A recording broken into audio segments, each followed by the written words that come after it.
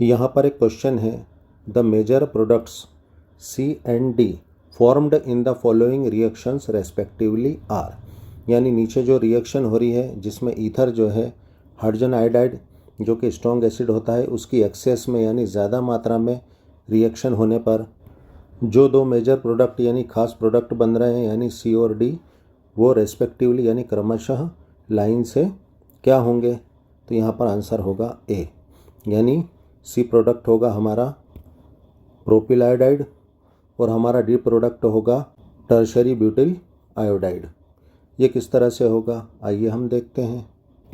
यहाँ क्वेश्चन में हमें गिवन ईथर क्या है, 2 मेथिल 2 प्रोपोक्सी प्रोपेन। इस ईथर की रिएक्शन हाइड्रोजन आयोडाइड के एक्सेस में हो रही है यानी अधिकता में हो रही है। जनरली ध्यान रखना कि जब भी कोई सा रिएक्टेंट एक्सेस में दे रखा हो इसका मतलब इसकी रिएक्शन हमें रिएक्शन में 2 बार करवाना है। तो पहली बार तो हम इस हाइड्रोजन आयोडाइड स्ट्रॉन्ग एसिड की रिएक्शन इस ईथर से करवा देंगे और बाद में जो हमारे 2 प्रोडक्ट बन रहे हैं सी और डी उसमें से कंडीशंस के मुताबिक है ना, कंडीशंस के हिसाब से किसी एक प्रोडक्ट से हम इस HI की फिर रिएक्शन करवाएंगे। हम जानते हैं हाइड्रोजन आयोडाइड ये क्या होता है, स्ट्रॉन्ग एसिड होता है, इसलिए ये H+ यानी प्रोटॉन हाइड्रोजन आयन आसानी से दे देता है, छोड़ देता है। और हम जानते हैं ऑक्सीजन एटम पे क्या होते हैं, 2 लोन पेयर्स होते हैं। तो ऑक्सीजन का ये लोन पेयर जो है इस प्रोटॉन पर अटैक करके इससे जुड़ जाता है और अपना एक इलेक्ट्रॉन जो है इस प्रोटॉन की तरफ खिसका देता है, यानी कौन सा बॉन्ड बनता है, कोऑर्डिनेट बॉन्ड बन जाता है। और यहाँ पर ये आयोडीन इस बॉन्ड को लेकर आयोडाइड की तरह यहाँ से टूटकर निकल जाता है। अब यहाँ पर हमें ये आयोडाइड न्यूक्लियोफाइल प्राप्त हो गया है और ऑक्सीजन के अपना एक इलेक्ट्रॉन हाइड्रोजन की तरफ खिसकाने के कारण पार्शियल पॉजिटिव चार्ज आ जाता है। अब यहाँ पर हमें ये ऑक्सोनियम आयन प्राप्त हो गया है। अब हमारे सामने प्रॉब्लम ये क्रिएट हो गई है कि ये जो आयोडाइड न्यूक्लियोफाइल है ये इस कार्बन पे अटैक करके और फिर ये बॉन्ड टूटेगा या फिर इस कार्बन पे अटैक करके ये बॉन्ड टूटेगा। अगर ये आयोडाइड न्यूक्लियोफाइल यहाँ पर घुसकर इस 3 डिग्री कार्बन पर अटैक करने की कोशिश करेगा तो यहाँ पर क्या है, इस 3 डिग्री कार्बन से ये बड़े बड़े यानी बल्कि मेथिल ग्रुप्स अटैच हैं जो कि क्या करेंगे, इस आयोडाइड के घुसने पर इसको रिपील करेंगे, यानी इस पर क्या करेंगे, स्टेरिक हिंड्रेंस इफेक्ट शो करेंगे और इसको रिपील करेंगे। यहाँ पर इस न्यूक्लियोफाइल को आयोडाइड को ये घुसने नहीं देंगे, ना ये इस तरफ से घुस सकता है ना इधर से और ना ही ये जो है इस तरफ से घुस पाएगा। तो यहाँ पर जो है ये सब्स्टिट्यूटेड मेथिल ग्रुप जो है क्या करेंगे, न्यूक्लियोफाइल के अटैक में हिंड्रेंस इफेक्ट शो करेंगे, बाधा पैदा करेंगे। हाँ, अगर ये वाला बॉन्ड ऑक्सीजन के इस पार्शियल पॉजिटिव चार्ज को ख़त्म करने के लिए टूटकर अगर इस ऑक्सोनियम आयन पर आ जाता तो यहाँ पर क्या होता, कार्बन पर पॉजिटिव चार्ज आ जाता और ये क्या बन जाता, 3 डिग्री कार्बोकेटायन बन जाता।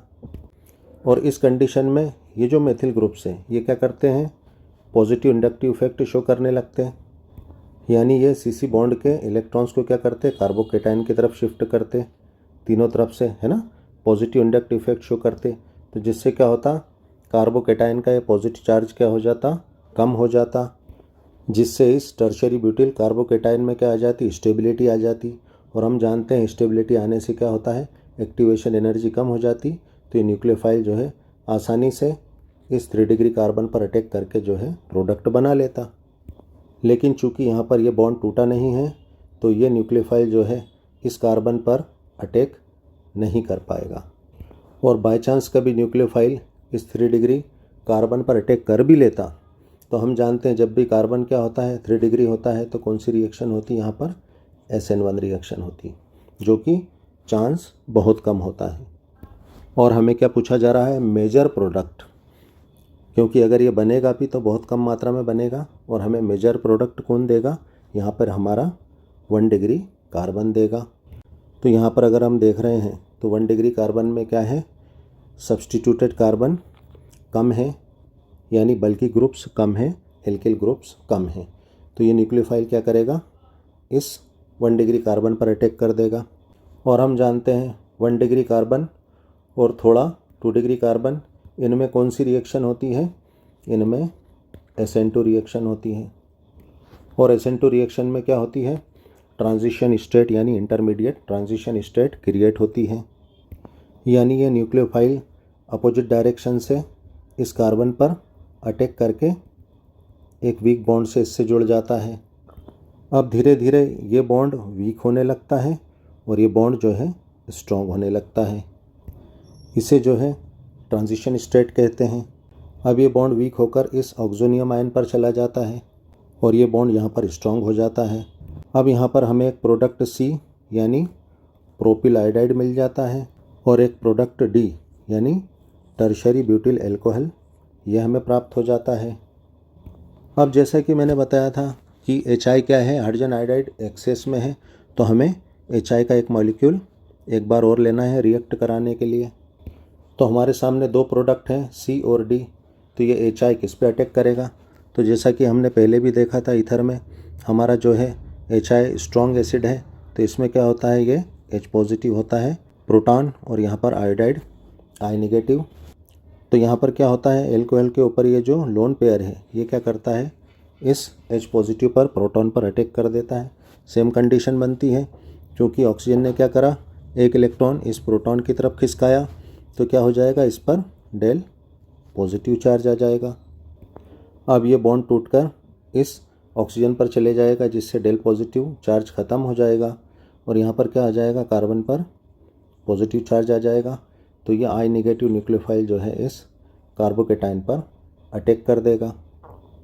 तो नेक्स्ट कंडीशन में क्या हो जाएगा, हमारा वाटर मॉलिक्यूल क्या है, बाहर हो गया है और यहाँ पर क्या बन जाएगा, आइसोब्यूटिल आयोडाइड बन जाएगा, जो कि हमारा आंसर A है। Thanks for watching.